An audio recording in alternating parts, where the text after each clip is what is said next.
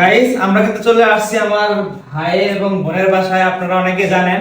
তো আমরা দেখেন সাজুগুজু করছি কত সুন্দর করে। আর আসলে বের করছি আমাদের বাসায় আছে না, আমাদের পার্লারে আসছে। পার্লার আছে। তো আমরা এখান থেকে যাব একটা জায়গায়। তো আপনারা ভিডিওটা কন্টিনিউ করবেন, তাহলে বুঝতে পারবেন যে আমরা কোথায় যাচ্ছি। ইতিমধ্যে আমরা কিন্তু পার্লার উদ্বোধন করার জন্য বেরিয়ে পড়েছি। আর আমাদের সাথে রয়েছে রাসেল ভাই, জান্নাত আপু এবং ফাহিম।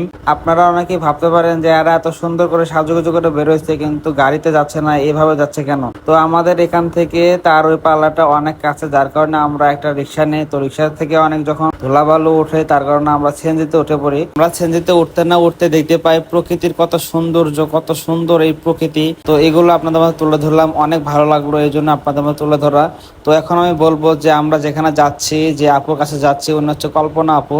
আর এই কল্পনা আপুর কিছু আমি তথ্য তুলে ধরবো আপনাদের মাঝে। যদি আপনারা ভিডিওটা সম্পূর্ণ দেখেন তাহলে বুঝতে পারবেন। যদিও কল্পনা আপুর সাথে আমাদের সম্পর্কে খুব অল্প দিনে, তারপরে আমি যতটুকু জানি তিনি অনেক কষ্ট করেছেন। সময়টা খুব সহজ ছিল না কল্পনা আপুর। চারপাশে সমাজ, পরিবার আর নিজের ভয় নিয়ে তিনি বেঁচে ছিল।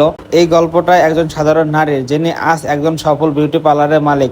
আমি যতটুকু জানি কল্পনা আপু ছোটবেলা থেকে রূপচর্চা নিয়ে খুব আগ্রহ ছিল, কিন্তু তাকে নাকি তার সমাজের লোকজন বলতো এইসব কাজে কোনো কাজ হলো, এইসব কাজ করে কেউ বড় হতে পারবে না। পরিবারও চায়নি সে এই পথে হাঁটুক, কিন্তু সে জানতো নিজের ভালো লাগাকে পেশা পরিণত করলে সাফল্য সম্ভব। আর এই পার্লারে ছিল কয়েকজন পরিচিত মুখ, কিছু বেসিক ট্রেনিং আর অগাধ ভালোবাসা, নিজের প্রতি বিশ্বাস। ধীরে ধীরে গ্রাহকের সংখ্যা বাড়তে থাকে। ভালো সেবার কারণে সবাই ফিরে ফিরে আসতে শুরু করে। এভাবে কল্পনা আপুর দিন পাল্টে যাচ্ছিল এবং তিনি আস্তে আস্তে অনেক বড় বিউটিশিয়ান হয়ে যায়। এবং বাংলাদেশে অনেক অনেক পপুলার মানুষদের সাথে তিনি কাজ করেছেন এবং বিভিন্ন ধরনের সার্টিফিকেটও তিনি পেয়েছেন। আচ্ছা আপু, আপনি যে এই সুন্দর পার্লারটা দিয়েছেন, কিরকম অনুভূতি হইতেছে?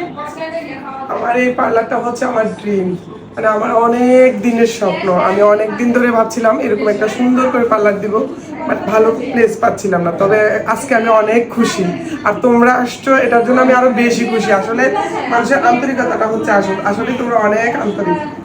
আবার আসবা ইনশাআল্লাহ।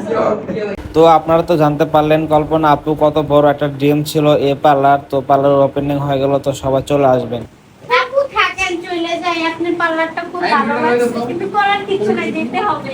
আজকে বেড়াই গেলে অনেক খুশি হইতাম। হ্যাঁ, আমরা তো আছি কিছুদিন কুমিল্লাতে। তাহলে আসবা? হ্যাঁ ইনশাআল্লাহ, যদি সময়টা হয় অবশ্যই আসবো। অবশ্যই আপনি কিন্তু যাবেন আমাদের এদিকে। অবশ্যই যাবো। আর আপুর পার্লার সার্ভিস অনেক ভালো, আর দেরি না করে এখনই চলে আসেন। Arpa beauty touch by makeover. পার্লারের অ্যাড্রেসটা বলে দেন। আচ্ছা, আমার পার্লারের অ্যাড্রেস হচ্ছে Arpa beauty touch by makeover, Bharasa Bazar, Burichang. আপনাদের সাথে কথা বলতে বলতে আমাদের ব্লগটি প্রায় শেষের দিকে। তো আপনারা সবাই ভালো থাকবেন, সুস্থ থাকবেন আমাদের পরবর্তী ভিডিও আসা পর্যন্ত। আর হ্যাঁ গাইস, আমাদের এই ভিডিওটা কেমন লেগেছে, আমাদের ব্লগটি কেমন লেগেছে অবশ্যই কমেন্ট করে যাবেন। আর আপনারা কে কোথা থেকে দেখছেন এবং কে কোন জেলা থেকে বেশি দেখছেন অবশ্যই কমেন্ট করে আমাদেরকে জানিয়ে দিবেন। ধন্যবাদ সবাইকে। আসসালামু আলাইকুম।